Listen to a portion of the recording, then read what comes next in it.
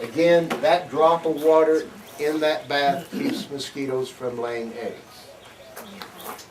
You can also do what we call a water wiggler. It's a, There it is. you see The it? back, yeah, on the back of the green table.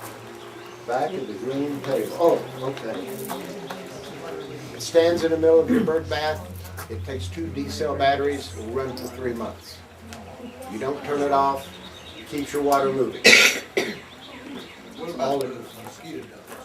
Mosquito dunks are fine. I like them for larger bodies of water. Ponds, where water stands, something like that.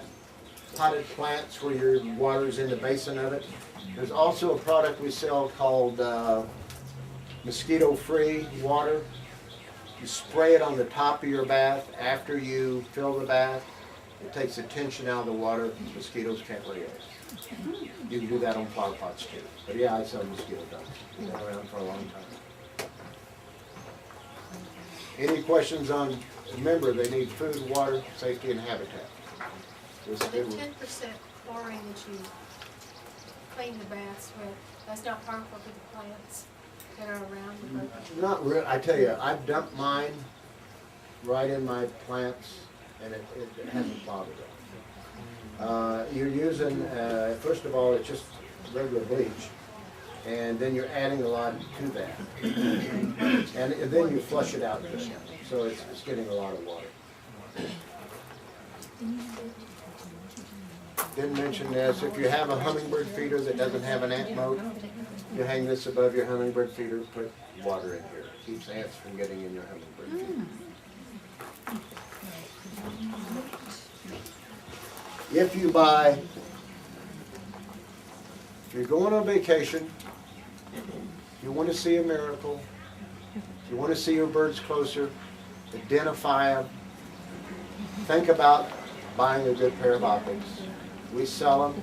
Today's a wonderful day to look at optics because the sun's not out that bright.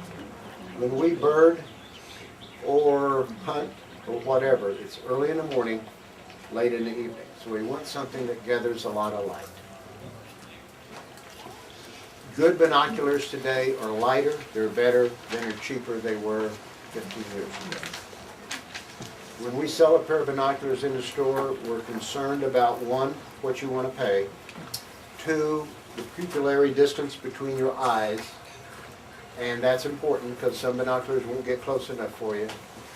We want to sell you a lifetime warranty binocular that if you loan it to a friend, they drop it off a rock wall, they break into 10 pieces, the company will replace or repair as often as necessary free of charge. Waterproof, fog-proof, box-bore prisms, multi-coated lens, nitrogen purged, all those things go into a good pair of binoculars.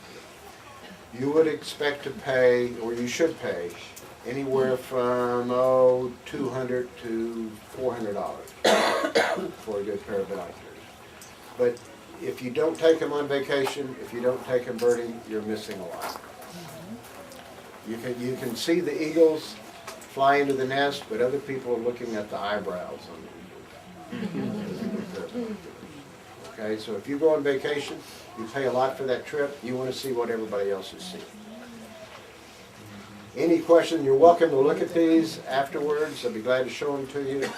We have a lot of them in the store. We do low light, yes. What are the best brands of optics? Boy, there's so many brands. Now, I would tell you if you have a lot of money and you want to feed your ego, I would buy Zeiss, Leica, Swarovski.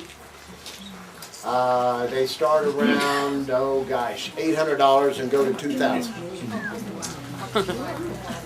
If you don't want to have to sleep with your binoculars under your pillow, then I sell Vortex and Eagle. And the reason I sell them is I know the people that own this.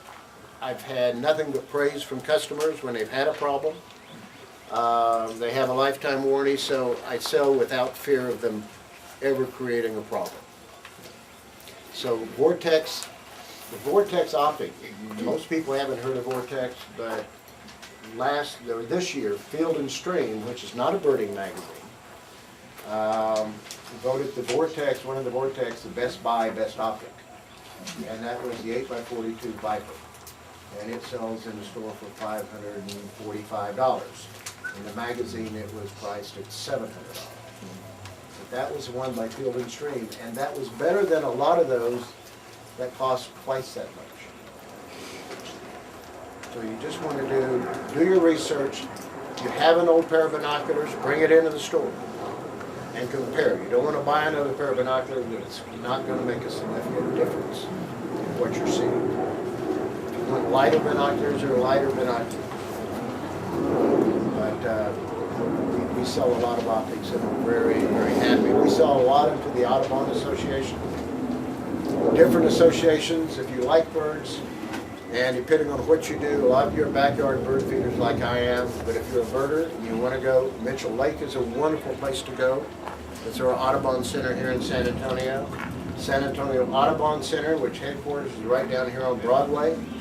I do bird walks every week, 2 or 3 every week. We also work with Wildlife Rescue, who rescues birds as well as other animals and so on. So a lot of different organizations. Any other questions? Yes. Let me just, for all of y'all, just an announcement that I just got back from the painted churches up past Schulenburg, and the wildflowers are the most spectacular I've ever seen them. And I'm an Wow. artist, I go every year, and it's just fabulous. Wow. And going to Flatonia, we went again yesterday, and the highway on I-10 it's just acres and acres of gorgeous gold flowers, Indian paintbrush, everything. Now, 75 is good too.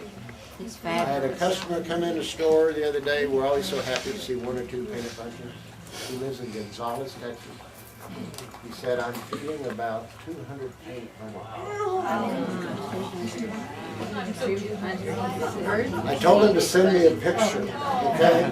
I'm not saying I don't believe him, but I want to see a picture. Bill, what are they? Painted buntings. Painted buntings, and gosh, I didn't bring my painted buntings. Google it, you can find good pictures on Google. I didn't bring them. How about which one? Birds of Texas. Oh, birds of Texas, yeah, I'll show you books. You want to start out feeding birds and identifying birds. Birds of Texas is a wonderful book. Now, I'm not a great birder, and for me, looking inside a bird book was like looking up a word in the dictionary I couldn't spell. Okay? It gets difficult.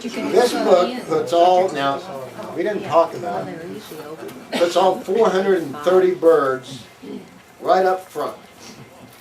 So I can look for birds with red on them. I can look for water birds. I can look, it has 9 owls that come to Texas. So I could go to that, see what I think it is, look at the size, and then I go to the page. So this Birds of Texas is easy to use. Okay? The other book that is small and popular, only 130 of our Texas birds. It has color code in here. So when I want to see a bird with green on it, this is your painted bunting. The multicolored male. Now the female is lime green and very difficult to see. Okay? But you'll see her if you look hard enough. But the male is an endangered species. It comes to this area of Texas to have its babies. Okay? And that's why we see it. The other bird we get, or will get soon, birds migrate for a lot of reasons. We get blue jays and scrub jays here in Texas. Green jay has moved up from the valley as far south as far north as Castroville. So we're going to have, if things continue, we'll have green jays here, along with our scrub jays and blue jays. I don't know why they're moving or not, maybe food, maybe whatever reasons. What if Blue Jays want to eat? I mean, I know peanuts, but you